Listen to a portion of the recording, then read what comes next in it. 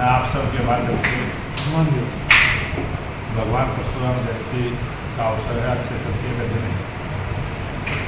देश और प्रदेश के सभी वासियों को अक्षय तृतीया की भगवान परशुराम जी की जयंती की जन्म उत्सव की बहुत बहुत बधाई और शुभकामनाएं देता हूँ।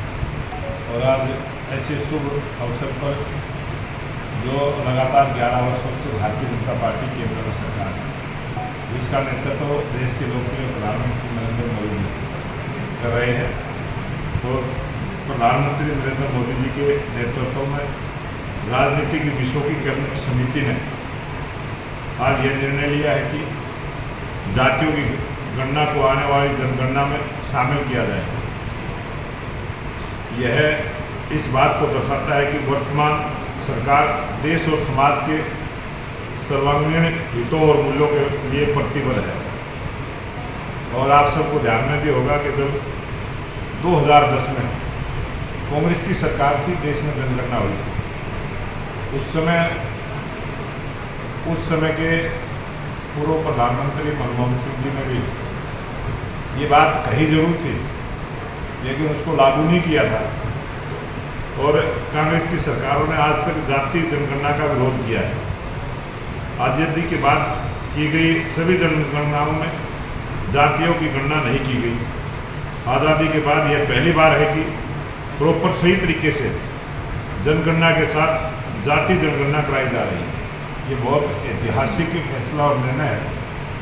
मैं नरेंद्र मोदी जी के मंत्रिमंडल को और सरकार को बहुत बहुत धन्यवाद करता हूँ इस ऐतिहासिक निर्णय के लिए। आदरणीय प्रधानमंत्री श्री नरेंद्र मोदी जी को हार्दिक बधाई। वर्ष 2010 में तत्कालीन प्रधानमंत्री दिवंगत डॉक्टर मनमोहन सिंह ने लोकसभा में आश्वासन दिया था कि जाति जनगणना पर कैबिनेट में विचार किया जाएगा। तत्पश्चात एक मंत्रिमंडल समूह का भी गठन किया गया था, जिसमें अधिकांश राजनीतिक दलों ने जाति आधारित जनगणना की संस्तुति की। इस समूह में शामिल केंद्रीय गृह मंत्री पी चिदंबरम ने 2011 में जनगणना में जाति को शामिल करने का विरोध किया और कहा कि जातियों की गिनती जनगणना में नहीं बल्कि अलग से कराई जाएगी। इसके बावजूद कांग्रेस की सरकार ने जाति जनगणना के बजाय एक सर्वे कराना ही उचित समझा, जिससे SECC के नाम से जाना जाता है। इस पर 4893.60 करोड़ रुपए खर्च किए गए। ये बहुत बड़ी राशि है। 4893.60 करोड़ रुपए खर्च किए गए, लेकिन जातिगत आंकड़े प्रकाशित नहीं हुए, क्योंकि इसमें 8.19 करोड़ गलतियां पाई गई। 28 जुलाई 2015 को सरकार ने इसके बारे में बताया था। ये ऑन रिकॉर्ड है।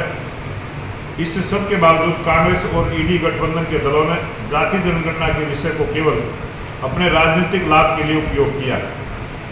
जनगणना का विषय संविधान के अनुच्छेद 246 की केंद्रीय सूची की क्रम संख्या 69 पर अंकित है और यह केंद्र का विषय है। हालांकि कई राज्यों ने सर्वे के माध्यम से जातियों की जनगणना की है। जहां कुछ राज्यों में यह कार्य सुचारू रूप से संपन्न हुआ है, वहीं कुछ अन्य राज्यों ने राजनीतिक दृष्टि से और गैर पारदर्शी ढंग से सर्वे किया है। इस प्रकार के सर्वे से समाज में भ्रांति फैली है। मोदी सरकार के जातिगत जनगणना कराने के निर्णय से यह सुनिश्चित होगा कि समाज आर्थिक और सामाजिक दृष्टि से मजबूत होगा और देश की भी प्रगति निर्बाध चलती रहेगी। ये बहुत सारे ऐसे समय आए हैं जब फर्जी आंकड़े, जनगणना के फर्जी जाति के बहुत राजनीतिक लाभ लेने के लिए कांग्रेस के लोगों ने कई बार इसका प्रयोग किया है। इन सभी स्थितियों को ध्यान में रखते हुए और यह सुनिश्चित करते हुए कि हमारा सामाजिक ताना बाना राजनीति के दबाव में न आए, यह जरूरी था कि जातियों की गणना एक सर्वे के स्थान पर मूल जनगणना में सम्मिलित होना चाहिए।